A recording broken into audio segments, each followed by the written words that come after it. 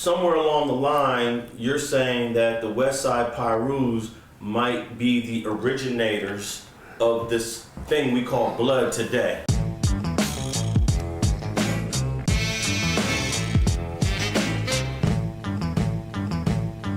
I'm not saying that. I'm not trying to say that.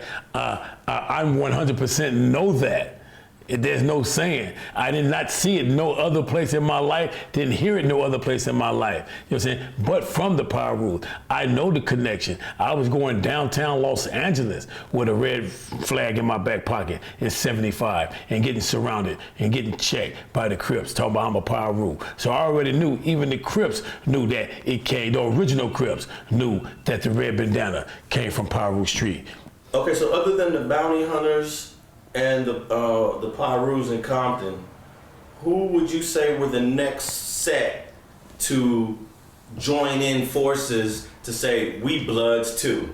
You know what? That's pretty interesting that you said that also, because I'm gonna tell you something, man. Because you said the Swans. The 8-9 families and the Swans, they pushed a hard line on that red bandana, man. And when I say a hard line, I'm talking about 187s, man. Them guys pushed a hard line on that, man, for real. So, you know, I know Ragtime personally. You know, I know Slaughter personally. I knew Butcher personally. You know, even Mustard Coda knew them personally. We was all in Quentin and Folsom together, you know. And I can actually say, man, them guys right there, they did not play, man. They did not play. Body bags, man, body bags. Okay, so we have, in terms of like the order of history, we have the Pirus, the bounty hunters, the neighborhood family Swans, the Mad Swans. This is sort of the early foundations of blood. Who else would you now start to say you see, and is this happening before you went to prison in '79?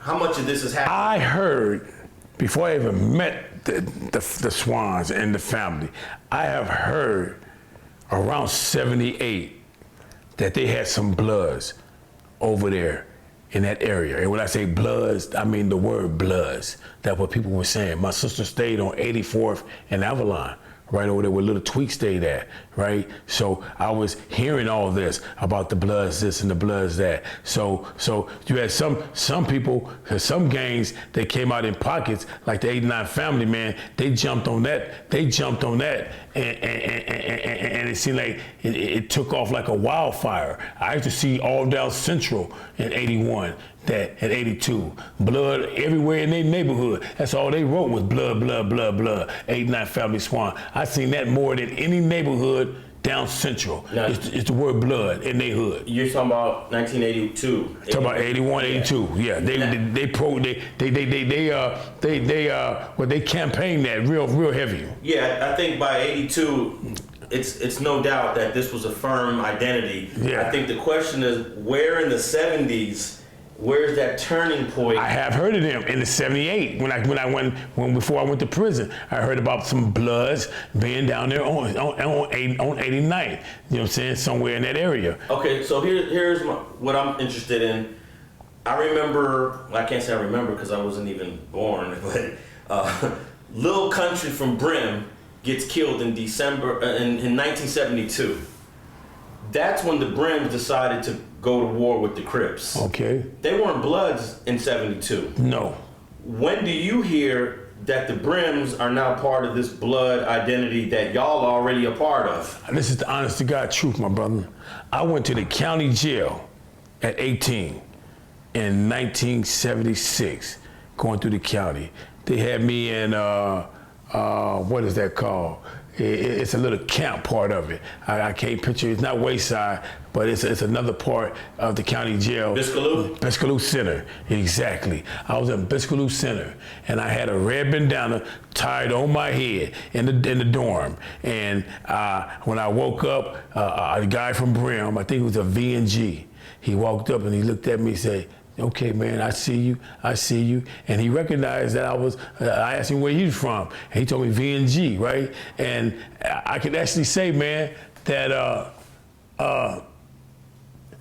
I can't, when it comes to the red bandana, man, you know what I'm saying? It's really hard for me to get the Pirus out of my mind, because if I'm walking to school with you every day and I'm hanging out with you every day and you from another neighborhood than me, and I see you with this red bandana in your pocket and your whole neighborhood have this, and this is what I know y'all represent this, before Bloods came out, I can't do nothing but give it to you because I was there. I seen it. Regardless what happened with the blood thing, it all origin from that bandana right there. Okay, so you see a guy in Biscayne in the county jail with a red bandana. No, I had a red bandana. You had a red bandana. And he questioned me, Okay. but he realized that I was on the opposite side of the team.